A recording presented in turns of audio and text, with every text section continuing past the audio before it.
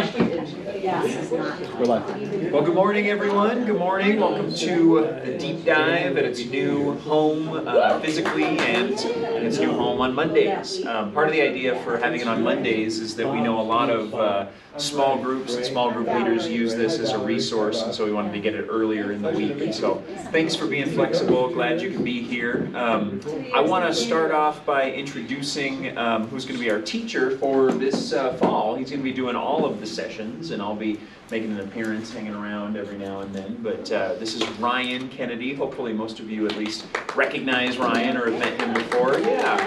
So Ryan is, not that this is the most important thing, because I think you can be, educated in the Bible without having a formal education. But Ryan does have a formal education, an MDiv, right? PhD. PhD. Wow, look at that.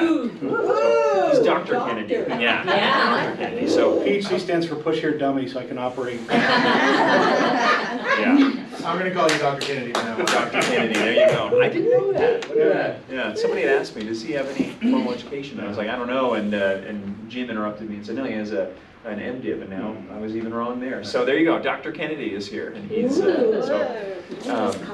so he knows his stuff. He approaches the Bible with a lot of experience, not just in education, but as a reader of the Bible, and a long time Christian. He has experience teaching, a lot of men's ministry stuff in your background, but other things as well. And so he's going to be able to bring the goods as we come to the scriptures together. I'm just really excited and really thankful that you're stepping into this role. That being said, I don't think Dr. Kennedy here wants to shoulder the load forever being the only teacher here at Deep Dive. And so help us out, and if you think of anyone that you know who has the ability to teach or the desire to teach in things like this, who are in your circles here at church, we would love to get those names, because we are looking to build up the team a little bit there. So all that being said, I'm going to hand it over to Ryan. Let me pray as we get started here today. Father God, we pause and we remember your Spirit is present here with us.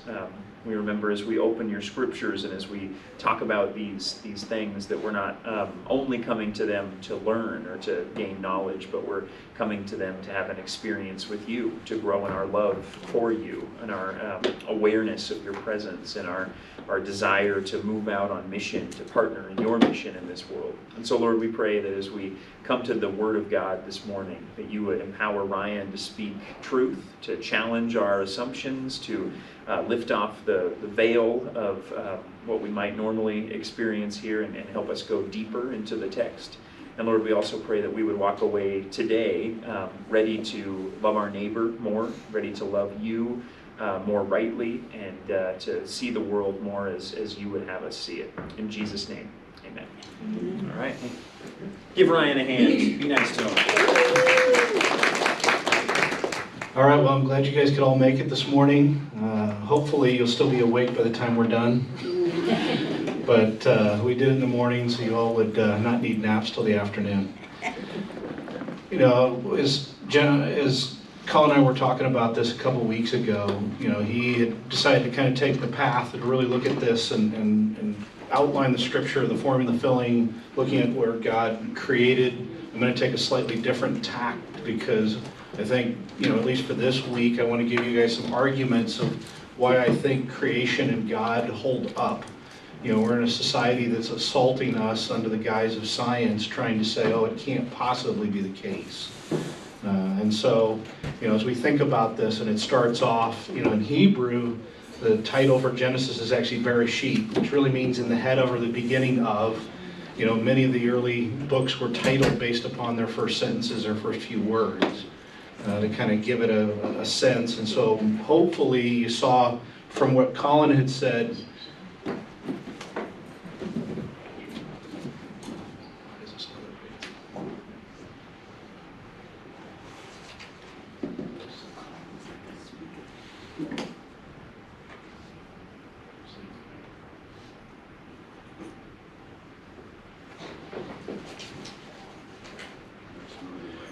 so there were a couple of big ideas. Obviously, one of them was that everything comes from God and belongs to Him.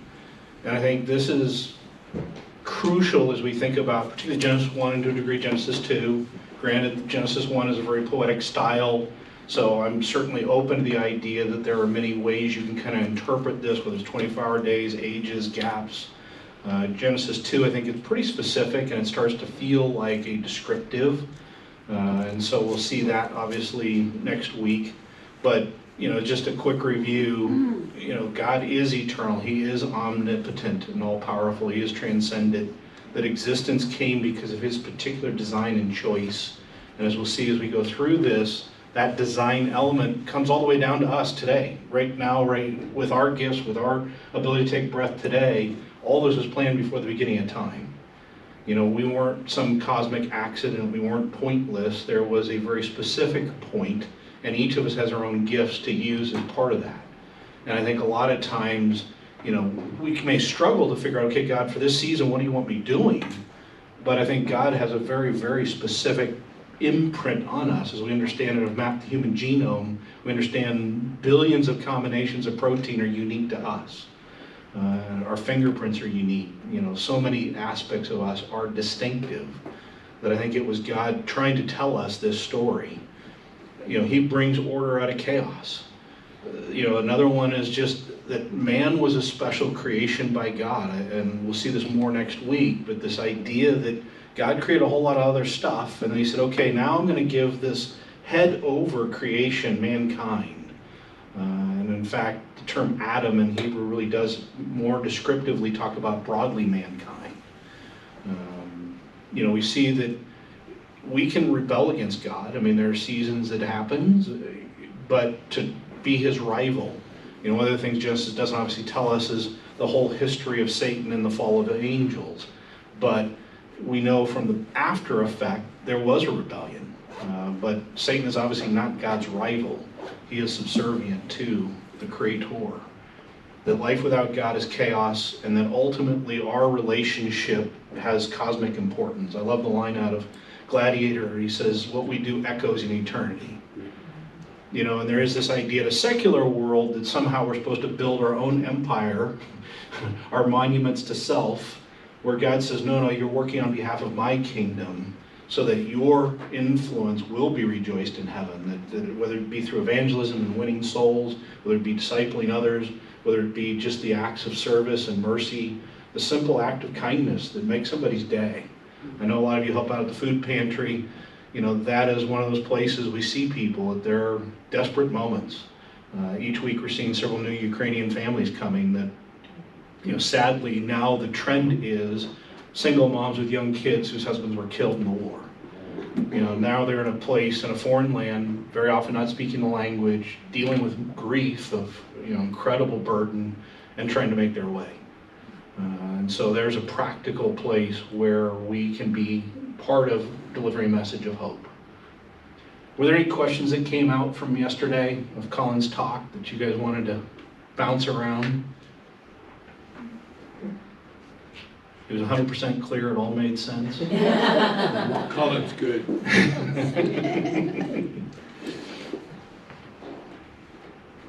All right, so I'll jump into the slightly different twist. I think one of these concepts of Genesis being in the beginning is that it gives us an account of why we're here and how we got here. This is one of the things the secular world struggles most with, that they, in their effort to displace God, have in essence had to displace truth, morality, purpose. That if it's really just this cosmic dust that took accidental form, the French existentialists were right. There really is no meaning.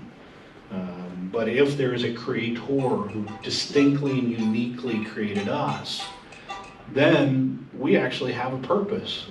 Part of that is to worship God, part of it is to serve God, part of it is just to align with his purposes, and that we will find pleasure.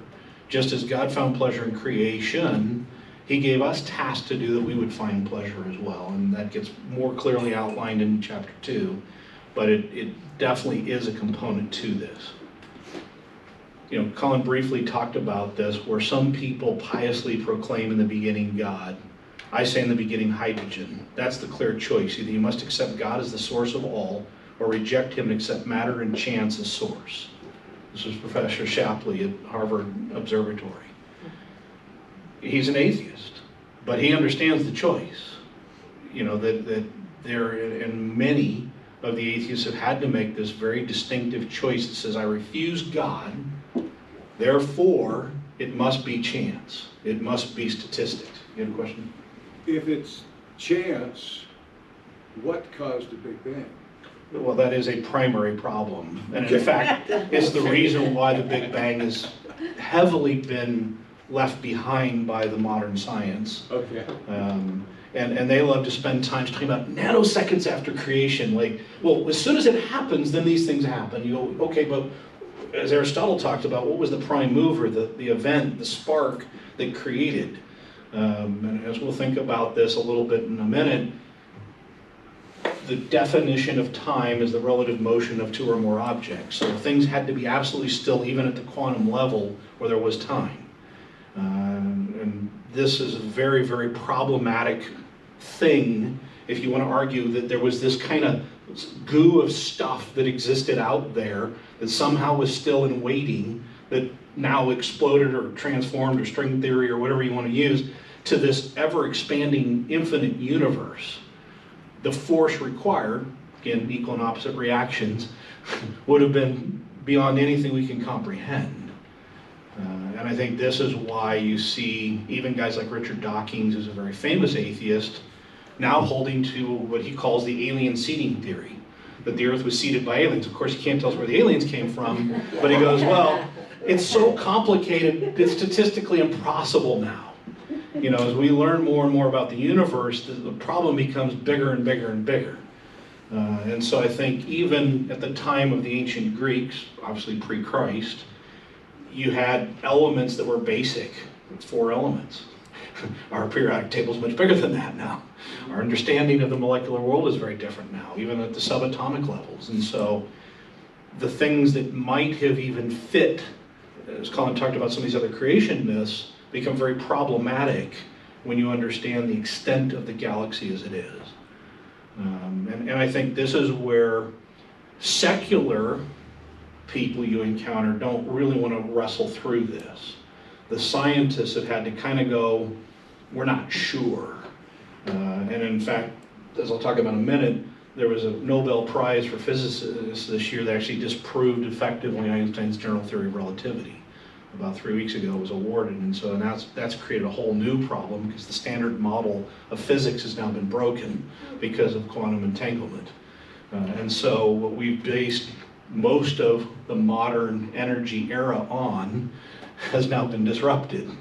And so they're going back to the drawing board going, oh, oops, we got to explain now something else. Well, can I ask a question? Yeah, absolutely. What do you mean by entanglement?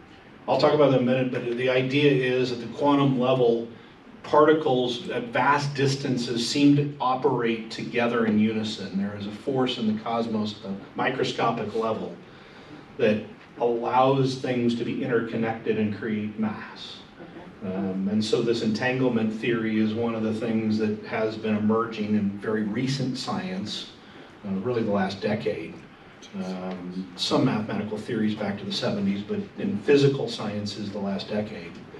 And that has had to give rise to some interesting twists, and this is part of why the Big Bang now no longer kind of fits the model, because now you have things at submolecular level that are in motion and interacting with each other.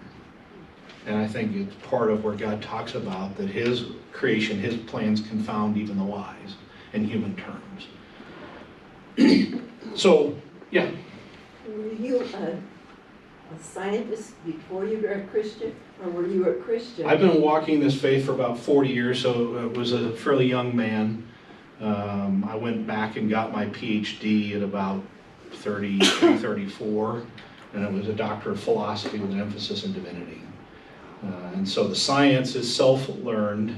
I have enjoyed math, but it's something I've invested time into because I think it's important for believers to at least have the building blocks of argument when we hear a world that's just saying over and over and over again, oh, the science says. Well, okay, let's see what the science says. Thank you. Absolutely. We all need people. Yes. Isn't the bottom line basically they're looking for answers to questions that aren't answerable. The only answer is God, and they don't want to accept Yeah. God is the answer. That's exactly right, and I think the honest atheists say because they will not accept the premise of God, they must look for other explanations. And that puts them in sometimes some real problematic issues, both at a mathematical and a philosophical level. So this slide here, you can see on the left this statue of one of the Greek gods. How many of you think that it just happened to evolve out of stone and that was the way it just mysteriously appeared? Right. Nobody? Oh, come on, that's way less complex than the universe.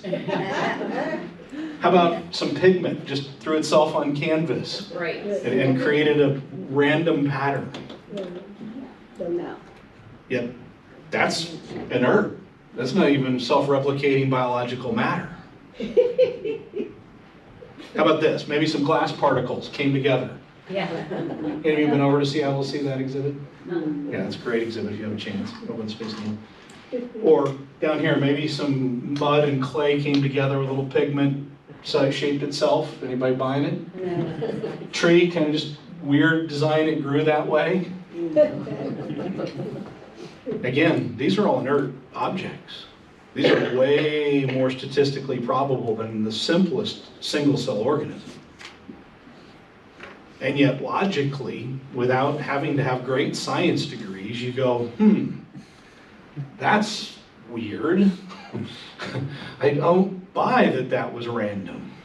I think there was a creator that ascribes, or many people that participated in creating it. And so I would say we also see design even through the telescope at the macro level. You know, when you see through the Hubble telescope 10,000 galaxies,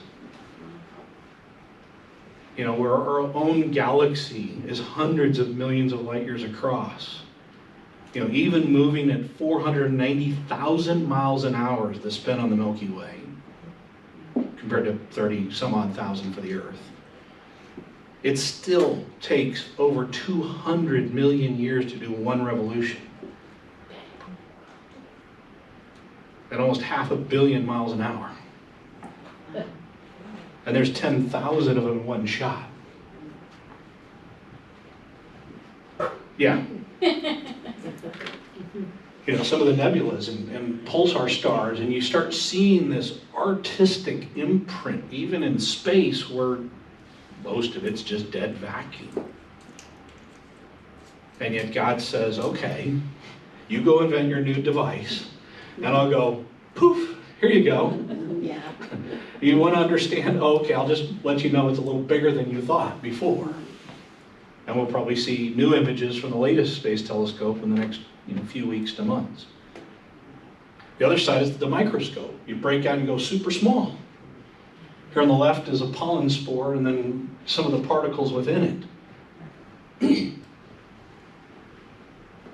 If you saw this shape, you might think Epcot Center, but you'd certainly think, a geodesic dome probably had a designer. How many think this is the Grand Canyon? That was my first thought. All right. I mean, when I saw it, I thought, oh, Grand Canyon, please. I don't think that's big enough. No. No, that's actually crack in steel under a microscope. So you can start to see the rust forming, the oxidation. Yeah.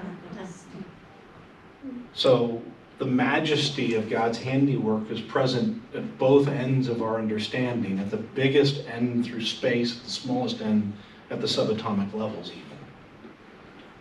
And I think this is where believers for hundreds of years have talked about the amazingness of the starry sky above and the moral law within.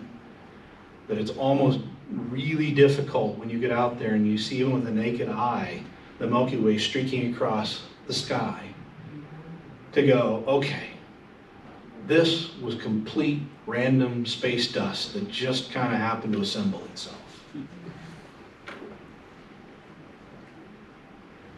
A few more interesting ones, life reflecting art, or art reflecting life. No, it's not a Van Gogh painting.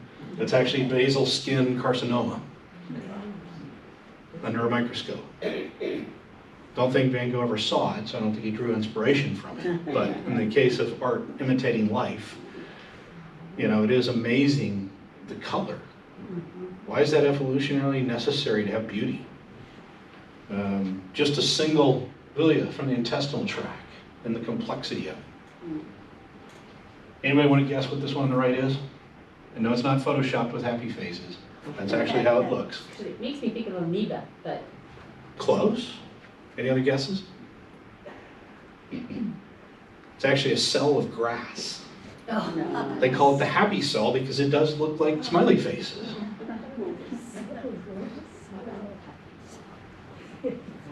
Guess it could be chance, or it could be God laughing at scientists who want to claim it's without him. Aristotle, and again, this is pre-Christ, said math is either a happy coincidence or a descriptive of a highly ordered system.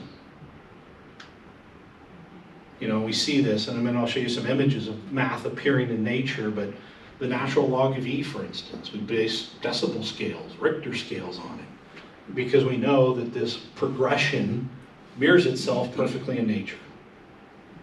You know, we can see it in the brightness of star and pH balance of chemistry. You get pi that repeats itself all the time in anything that's circular in nature. Why do these constants seem to keep appearing? Fibonacci numbers, number sequences that are progressive in growth. You can see it all over the place. Seashells, hurricanes, the universe, food, pollen pods. You know, that there's this place where we see this repetition over and over and over again and start screaming for a design. If you saw a repeating pattern across that wall, you'd go, there was a human painter or designer for it. And so I think in the same way, it's reasonable to say, if we see all these mathematical patterns that repeat themselves over and over and over again in nature, there was a designer. Fractal sequence is another number series that occurs all the time. Lightning, snowflakes, certain plant life. These progressive series of numbers that are predictive. And so, you know, I use these as arguments for a creator. I would say that there is such intricate design and intent, and as we'll see next week a little bit, we'll do some textual analytics and we'll talk a lot about human DNA, eyes, skin, amazing functions within the human body that God created in a moment, to which science struggles to even begin to replicate. You know, everything we know about medicine doubles about every 3.2 years right now. For all of our best efforts, for instance, we still can't treat most types of spinal cord injury. We can't synthetically recreate a spinal cord. We've gotten a few singular neuron equivalents in computing and got woohoo! Never mind, there's trillions of them in the human body. Galileo says mathematics is the language with which God wrote the universe. And I don't need you to all be math wizards, but do understand that we see these mathematical formulas, and in many cases, like Einstein, brilliant guy, he was able to predict things mathematically that they had never seen. It wasn't really until the CERN collider, you know, that we got particles fast enough to smash into each other that we could actually see what worked mathematically. 60, 70 years later. So, isn't it interesting that even the Greek philosophers could start with geometry and basic versions of calculus and predict certain things to be true of the universe? And it took thousands of years in some cases to fully validate those. So I want to give you two quick arguments, you know, because a lot of times you will have that discussion with a non-believer and they quickly want to go into, well, who made it? And why do you believe there's a God? One of them, cosmological argument. I was very fortunate to have Dr. Craig as my doctrine professor, but he really popularized this argument. If you ever want to watch some interesting YouTube, you can search his name and see some of the debates he's had with leading scientists and philosophers around the world. But his basic argument, the one he uses most often, is the Kalam-based cosmological argument, which in essence says, and you get these in your notes, Whatever begins to exist has a cause to its existence. Something starts it. And the Greek philosophy was the prime mover. Since the universe began to exist, and I won't bore you with the time-space argument, he actually went back and got his master's in physics just so he could write this, and made all of our poor undergrad heads explode trying to read the 38-page doctoral thesis or thesis on time. But science has accepted that you can't cross an infinite, therefore time and space must have had a beginning. And hence why, for at least decades, Big Bang was one of the prevailing thoughts. What was his name again? Dr. William Lane Craig. Thank you. And he says, therefore, the universe has a cause of its existence. It's a logical argument. If there's a start, and everything that has a start must have a creator or something that caused it. Therefore, there must be a cause for the universe. And if we accept just what we know of space being so massive and at least functionally infinite, as far as we can tell, the cause must have been equally functionally infinite. This doesn't get us to Judeo-Christian God, I'll grant the premise, but it gets us to a creator God. And I think this is the other thing that I always find interesting, is the creation myth and flood myths are the two that are most prevalent across almost all societies. If we really were random chance, why would there be all these creation myths? If there was no beginning that was part of some version of oral tradition to be recorded, why is there a universal set of creation stories that have awfully large parallels? And I would argue because they were rooted in the reality of Adam and Eve. There was a creation, there was a starting point, there was a God who started it. And the corollary then to this is that cause of a universe must be eternal, it has to exist outside of time, and it must be absolutely self-sufficient in and of itself. Can't have another mover before it, that would be the prior's move. And only God, at least a God that we would define as all-powerful and eternal, would fit that definition. It can't be these created gods that we see in a lot of the creation myths, because they then have a beginning. And you still have that problem of, okay, where did the egg come from, the first God come from, or the waters come from, or whatever you want to analyze in each of them, the hero Gilgamesh, where did these things come from, if not for an original creation? Have I made everybody's head hurt yet? Yeah. But in your notes, you get your three basic premises. And it's very simply, whatever began has a cause. The universe began, or started to exist. Therefore, the universe must have a cause. And at the end of the day, that cause must be sufficient to explain the universe that we understand. Which is exactly why now you have had so many alternatives to Big Bang, because the complexity is too great to explain by a random explosion. The teleological argument, this was the old watchmaker. If you find the watch in the field, you assume there was a creator of the watch. Because we just saw some pictures of things, none of you bought that those were random evolutions.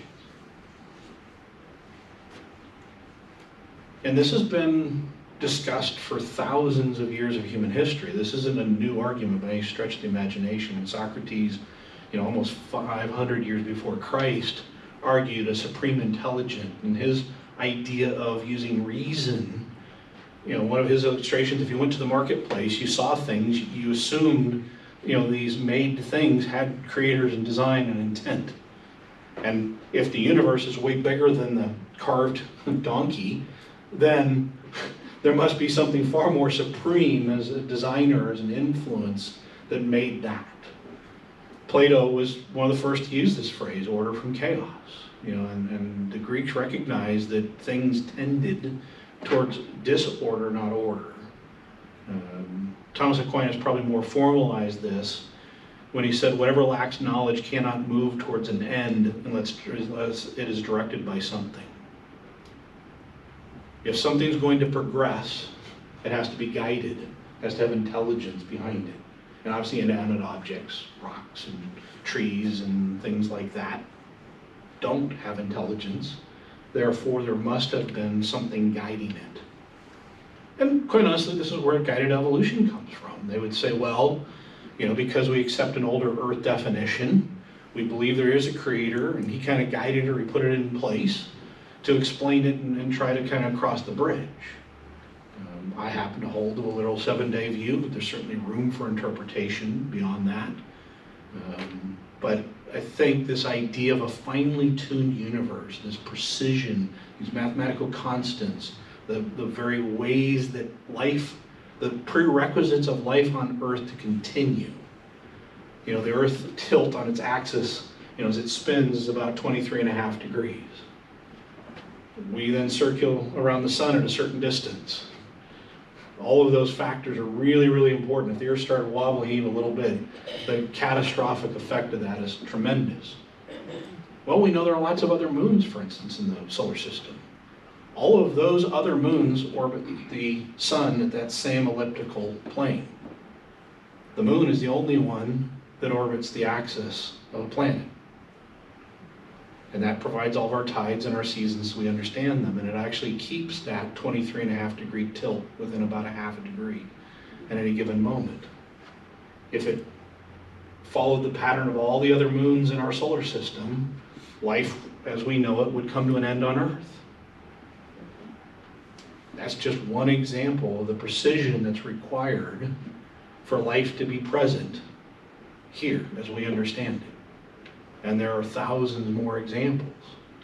So this finely tuned universe, the watch model was very primitive compared to what we now understand in modern mathematics and physics. As Colin alluded to, the second law of thermodynamics states that entropy of the universe is always increasing. Entropy is the measure of disorder or randomness. And if you ever want to see this present, go look in your junk drawer in your kitchen or your car trunk or your garage after it hasn't been cleaned for a little while. Do you find this immaculate ordered system? Or does it start to look like a little chaos went off and maybe a tornado in some people's cases? So isn't it interesting that the conclusions of the universe to the atheists are the unintended consequence of the world was this perfectly balanced ordered system? That it defied this rule. It defied the first rule of thermodynamics. You can't create matter out of nothing. The matter is neither created nor destroyed. It might turn to energy briefly, but you don't see it in this ex nihilo without anything or nothing going to something that, again, breaks the physics rules. And so it's very interesting to me that those who would say to someone like myself, well, you're foolish for believing in a God, I simply respond, but you don't believe your own math and philosophy. You'll discard it because you don't like the conclusion. And the reason you're scared is we're not talking about the Easter Bunny or the Tooth Fairy. We're talking about a creator that at some intrinsic level, virtually every person who I've talked to, the most hardened atheists, I've had one out of 40 years that ever said, you know what, I think I'm purely biochemistry. There's nothing eternal in me. There's nothing non-physical, non-corporeal to me. There's no mind, there's no soul. I'm just a byproduct of functional machinery. All the rest have had to say to some levels, there is a mind, there is a soul, there is something that's transcendent to the biological material that makes up my body. Most admit they hope there's something eternal. Yet isn't it interesting, if you don't have a creator, well, what is that eternity? Well, what's the whole point? And yet we have the ability in Genesis to really see a starting point, an exclamation point. We see bookends, the tree of life in the Garden of Eden, the tree of life in Revelation. We see through one man Adam, sin entering the world, through one man Christ, it being redeemed, and ultimately a new heaven and a new earth being created to fulfill God's intended perfect order, without sin, without death, without pain.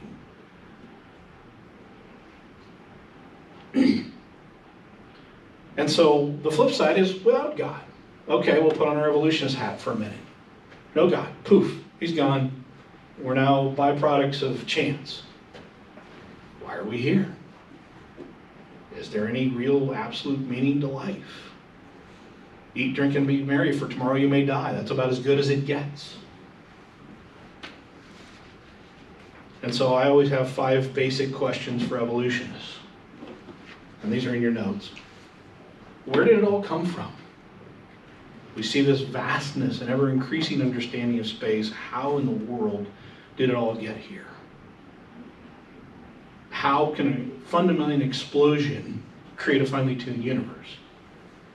If we put a little paint can, in one of the rooms over here and set it off with a little detonation, how many think we'd find the Mona Lisa on the wall? No? How many think we'd find an awfully big mess of paint splatter? Yeah. Chaos. That's what modern physics tells us is reasonable. We can run an experiment over and over and over and over again and get the exact same results. So why was creation different? What explains that if you take God out? How can life come from rocks? We spend a lot of time looking around Mars lately, looking for any signs of water, obviously any signs of even basic life. We don't expect to find it, by the way, coming out of the rocks. We're hoping to find little particles somewhere in the sand, in between the rocks. So why is it in Mars we go looking for life separate from rock? Yet in modern cosmology, apart from God, we go, oh, of course, totally logical. Carbon just created life. How do complex biological systems just assemble by accident? The first rule of biogenesis is it takes life to create life. In our best laboratory experiments, with all we understand about DNA and chemistry and biochemistries, we still haven't been able to create a single cell organism of life from inert matter. Why? If it's just that easy, we certainly ought to be able to pull it off. And why do we have a conscience or a soul? What makes us different from the rest of the animal kingdom that we seem to be self-aware and we seem to be able to make choices, like as parents, to delay our gratification or our own self-preservation for the benefit of our children? Where heavily in the animal kingdom, you don't see any ability to differ from the imprinted DNA structure. Survival is primary. We have people who willingly sacrifice their lives for others. We have people that will run into burning buildings to save other people, call them firemen. Their DNA, their genetics ought to tell them self-preservation goes, don't run into a burning building. There's something unique about humanity that goes towards danger and instead of always fleeing it. Yes? I learned this from a physicist friend. Mhm. Don't protons and neutrons fit into this? Yes. That's what we're all made out of, right? Yep. Atoms? See, you're going to get to one more slide ahead. Wasn't it? You're getting one slide ahead on me. Oh, I'm sorry. But yes, they are. And then still, those are physical characteristics that have defined properties. Those atoms, hydrogen, nitrogen, oxygen, even when assembled perfectly, don't create the desired result. Now, they exist in our body, there's no doubt about that. Life, most cells are self-replicating, they keep expanding and growing and changing. Even the bones in us reproduce themselves every 7-ish years, roughly. So, yeah, there's no doubt that those are made up of molecules. The problem is when you take the inert matter and you say, okay, let there be life, we haven't pulled it off. We can clone things, we can manipulate things, we can genetically splice, we can take living stuff and make other living stuff. But even that example, if you take a horse plus a donkey, you get a mule. You know how mules reproduce? They don't. They're sterile. It's a minor problem. There's a difference of one chromosome pattern between a horse and a donkey. Therefore, mules cannot create sperm or eggs. They are incapable of reproduction because the chromosome patterns don't perfectly match. Big problem for evolutionists. They get one thing and it breeds with another thing and it keeps breeding and will ignore even recessive and dominant traits because obviously albinos, for instance, are very uncommon. We would think if you had 2 albinos and they were to reproduce, you get another albino. That's not what happens. Mutations generally are destructive and generally don't get passed on. Is the atom alive? I just want to ask. I think we would say the basic building blocks of chemistry are not life in and of themselves. They're qualities to life from things like reproduction, replication, ability to, in most cases, move at some level. So there is usually propulsion in most complex life forms at least. So we would say those building blocks take a form that then has characteristics of life. And so that's why even when you take those building blocks, you go, okay, Shazam, give it a bunch of energy and the right food and, you know, a warm place to be, no life. And it's interesting in this place where cosmology keeps trying to replace God. At, again, the telescopic level, we say there's dark matter. It's this mysterious stuff that fills and holds the universe together that nobody's ever seen. I know that sounds like God, but you have to pretend it's not God. And you know what the evidence for it is? Because all of the calculations that show how galaxies and universes behave requires it. Which again sounds an awfully lot like the teleologic argument for God, doesn't it? There's this order. There must be a cause for the order. Therefore, we'll call it dark matter. Nobody's ever seen it. We just theoretically say it's there because there's a big space and something's got to exist. Because otherwise, gravity and the ways that the universe increases wouldn't work. At the telescopic or even submolecular level, even below the protons and neutrons in the components of atom, is quanta or quantum particles. And this is where you get this whole idea of quantum field theory. And really what it's trying to do is give a mathematical explanation for why matter interacts the way it does. How maybe matter comes into place. And in fact, it was popularized by the Higgs boson particle, you know, theoretically for 50-ish years, in practice from the CERN collider back roughly 10 years ago now. And it was nicknamed the God particle. It was an overt statement by science going, we don't like God, therefore we'll call it a God particle. Because it does God-like things. And it creates things like quantum entanglement, we'll talk about in a minute.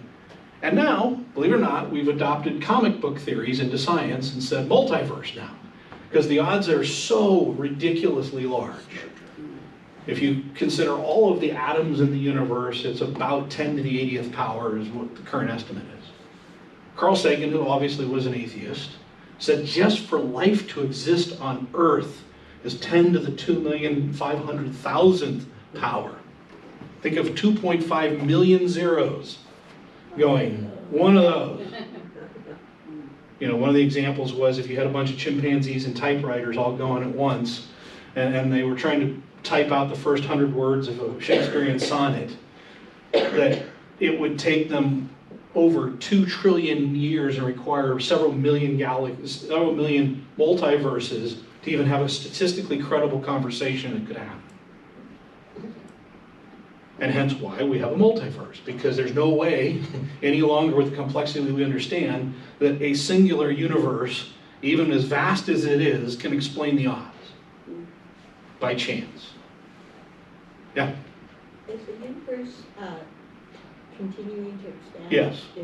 And in fact, the big problem is it seems to be accelerating in its expansion, which breaks many of the earlier theoretical rules. You'd expect it to de-accelerate over time due to the laws of entropy. But it's actually increasing in speed in the expansion. Which again doesn't follow anything we can observe of any explosion we've ever documented. Things slow over time as they get farther from the explosion. And yet, again, very credible scientists will say, we have no evidence of a multiverse, but it must exist to explain the fact this one that we live in actually exists.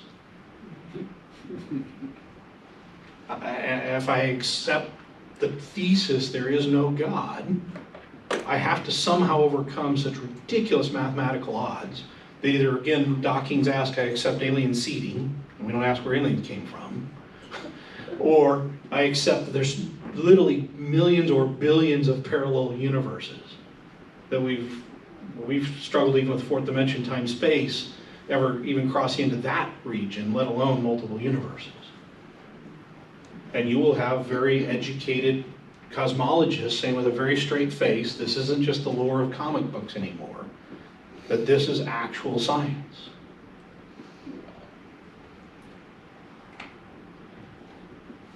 Quantum entanglement. I love Einstein's discussion. Spooky action at a distance. One of the leading physicists' minds of our lifetimes, and his idea was it's unexplainable. Why do two particles at vast differences apart? If you do experiment on one here, it replicates over here at a long ways apart without any physical or field connection that we know of. And so this was that Nobel Prize that what in essence these three researchers said is that classical matter, atoms, neurons, protons, are operated on by an outside force or hidden variables that we can't understand. Again, we're not going to call it God because that would be horrible. We're just going to say there's this mysterious force. And it's big enough to influence matter and space. And their best theory currently is this idea of entanglement, that somehow in the passing at the quantum level, there's this interlacing of particles, way beyond anything we can see. Even the collider, sometimes you can kind of get deflections off of something and they speculate it's a particle. But it's created this very significant problem when you destroy the current standard model of physics that everybody is held to and cling to and said, no, I think we can extrapolate from this and explain the unified theory of everything, and got through curveball, in my opinion. He said, oh, by the way, the last 40 or 50 years of quantum physics has now gone out the window because there are now particles and forces that are not behaving the way they should have by the mathematical models. And what force is big enough to influence across time and space with no known interconnectedness?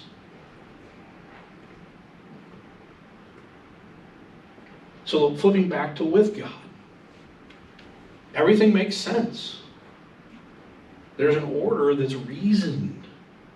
Yes, things happen, car accidents happen. We see the experience and consequences of sin. I mean, there are evil things that still happen, but it's within an order. And we have a confidence that we believe that at the end, God wins. That His salvation plan for each of us is sufficient, that at the end of time, we end up in a new heaven and new earth. We see the tree of life again. We see the throne of God. We see heavens in all of their majesty, and we can comprehend them in ways we can't today. And I think that's where a hope comes in a world right now that's struggling. Emerson said 160 years ago, most men live lives of quiet desperation. And I think if you take God out of the equation, that is your inevitable, reasonable, logical conclusion. It is all vanity. There is no purpose if there is no creator and no order and no plan. If it's just random chance, then literally I'm rolling a dice to determine my future. And I think there's a couple of core principles that comes with this. I would argue when God is creator, there are universal constants in truth. With a capital T, there are absolute truths, not relativistic ones. And I find it very interesting that Einstein's theory of relativity that got shoehorned into philosophy, that morality was relativistic, which wasn't what Einstein meant at all. Even the relativistic side has now been disproven because of quantum entanglement. It turns out there are some absolute certainties in life, even at the biomolecular level. And I think the fact we have a conscience demonstrates to us that there is a moral code. There's a reasoned order. If I take my pen and I drop it, everybody in this room has a pretty good idea of what's going to happen every time. If it floated, we'd go, wow, that's not supposed to happen that way. But because of the order, we can structure our affairs and our lives around a predictable set of circumstances for the most part. And in God, we have an absolute certainty that even when the most tragic moments of life happen, there still is a plan, a purpose, and order. And I think most importantly is this idea there's an eternal relationship with Him. If God exists outside of time and space, it's certainly within His purview to give us the new heaven, new earth, the new body, to allow our soul to exist outside of the physical constraints of a human body or a new body, and that there's a promise of salvation. And we'll see that even embedded in the curse next week, 2 weeks from now. And it's interesting where John starts off his book reflecting on Genesis. In the beginning was a word, in Greek, logos, and the Word was with God, and the Word was God. He was with God in the beginning, and through Him all things were made. With Him nothing was made that has been made. In Him was life, and that life was the light of all mankind. The light shines in the darkness, and the darkness does not overcome it. That spoken word, God breathed, God spoke, is the very manifestation now of Christ. The power of creation said, at a focal point in history, I will become the perfect salvation to restore all that's been broken so far. And we know, we live it, all of us, as we age, a few parts of the body don't work exactly like they used to. We realize that there is a mortality to us. And there's an aging process, there is decay. Anybody feel like you're evolving? Body's getting better every day. Yeah, right. 20 was Only in the nothing. street. All right, I'm going to keep sampling. Maybe we'll find one. But unfortunately, the world we do actually live in that's empirically demonstrable is its decay. And yet Christ says, I overcome all that.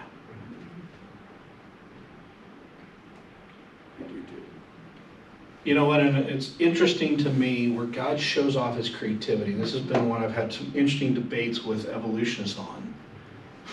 Why do you need pain to be so extreme, not just a little caution light? Why do you have beauty? There's no evolutionary necessity of beauty. Survival is not based upon brilliant colors as we see in the universe or the complexity of design.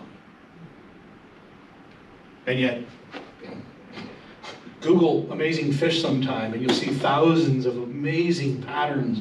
God breaks out His paintbrush. When the waters are teeming with fish, it wasn't the same fish a million times.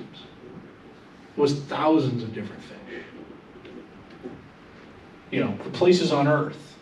And hopefully some of you have had an opportunity to go some places that were mind-blowing. And you went, wow, there's a God and I'm not it. We talked about neurons. Here's a real close microscopic image of two of them up against each other with the neurotransmitters going back and forth. And the millions of those that it takes to form a single thought. These little white things, this is actually a leaf on a tree. And the white little things stick out just enough so the frost and snow doesn't sit directly on the leaf and burn it, basically, frostbite it. This amazing diversity that if you take a moment to look, both just with our visual acuity, but through the telescope and the microscope, you start going, okay, creation's pretty darn diverse. And maybe there's a message in it for us, that He intended each of us to be fearfully and wonderfully made, unique, with our own skills, our own purposes that no one else replicates. My wife would say after 31 years of marriage that it's a good thing there's not two of me.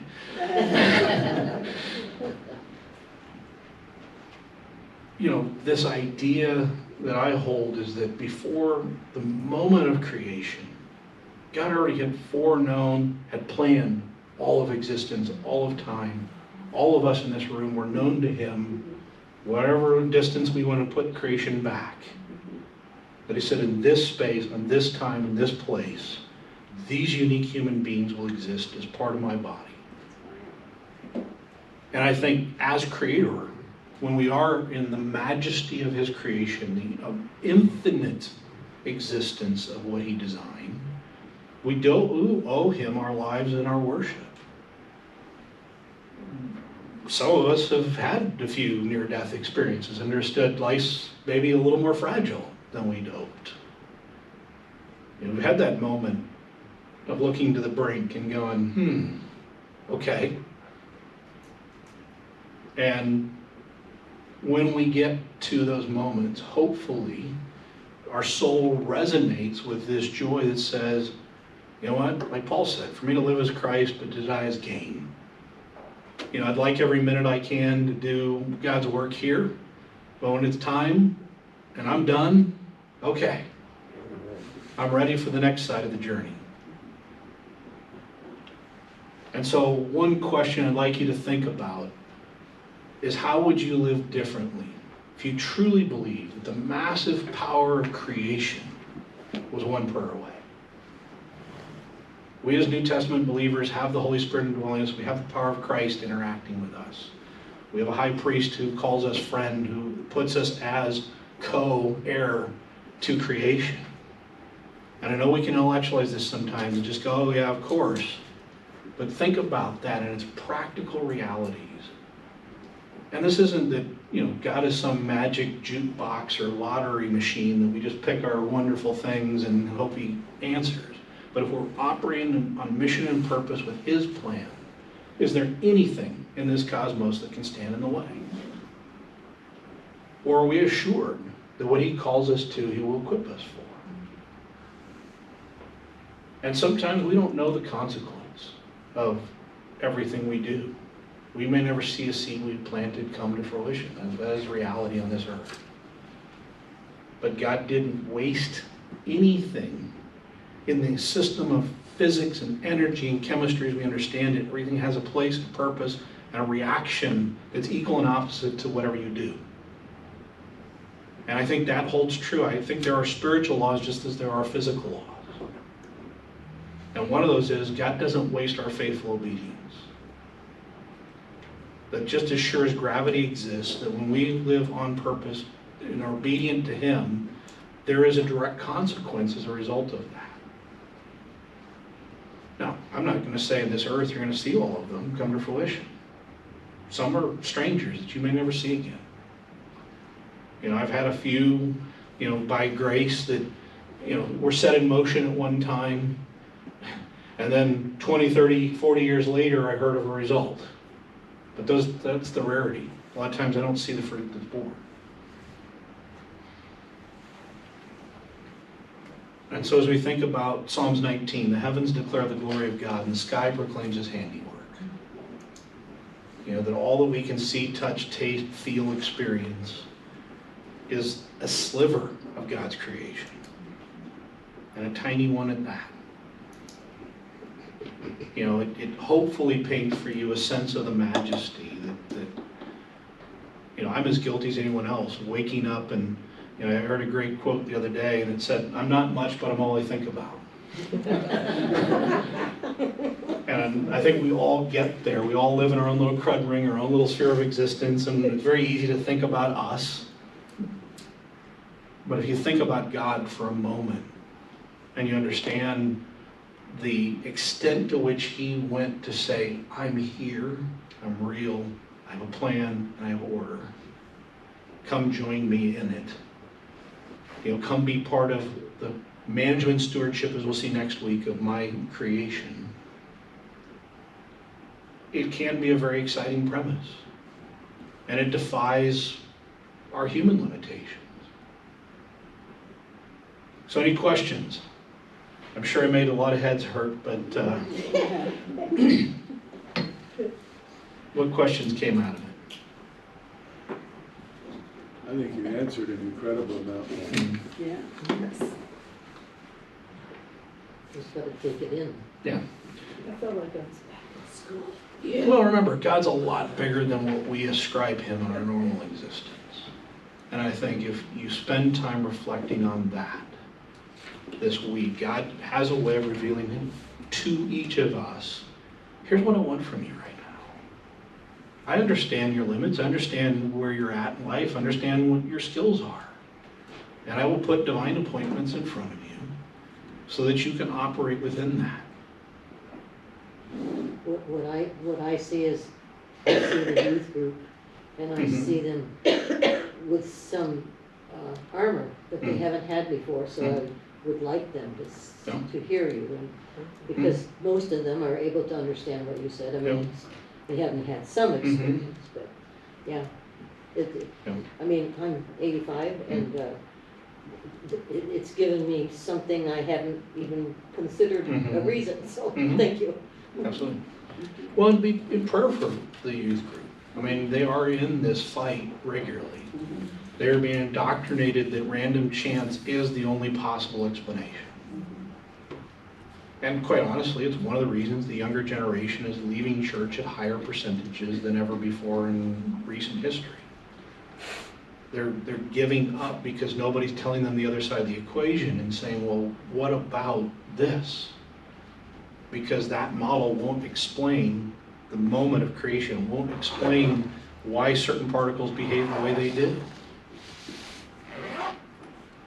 Yeah. Do you have a recording or something that we can get? This is being recorded, so it will be on the church YouTube channel. And feel free to share it. Yeah. Is it possible to get a printout of these, all these notes? Yeah, I'll see if we can link them on the YouTube channel So as a we can link. print them out? Yeah. That would be awesome. Because you said so much Mm. on the bylines Yeah. and this, that, Mhm. thank you. Yep. Maybe- Plus from here, they're. Yeah. Well, maybe we'll lobby for the larger screen for next time. Yeah, right, here we go. I will say this, Brian, I don't think I could be your friend anymore. You're way too smart for me. Well, in the words of Forrest Gump, stupid is as stupid does, so I'm stupid enough. I've made my share of mistakes. Yeah, well, I think my tombstone will read, well, that didn't work out how I hoped. we have to start calling you doctor. Now, God's enabled me to have a certain path, and I enjoy being able to do it. I think my hope for all of you is you take a small fragment of this away and have a confidence in your faith that in a world that tries to be corrosive, there are counterpoints, and there are very brilliant scientists who are saying, wait a minute, this isn't working the way that the model says it's supposed to, and oh, by the way, it's not big enough to explain this ever-increasing infinite universe. Yep, Thank you for sharing your knowledge and gifts with me today. my pleasure. Thank you. All right. Well, I will be hanging around for the potluck, and so we're going to do that right next door. So those of you that brought food can go pull it out, and we will enjoy a little fellowship. If you've got other questions, feel free to ask them.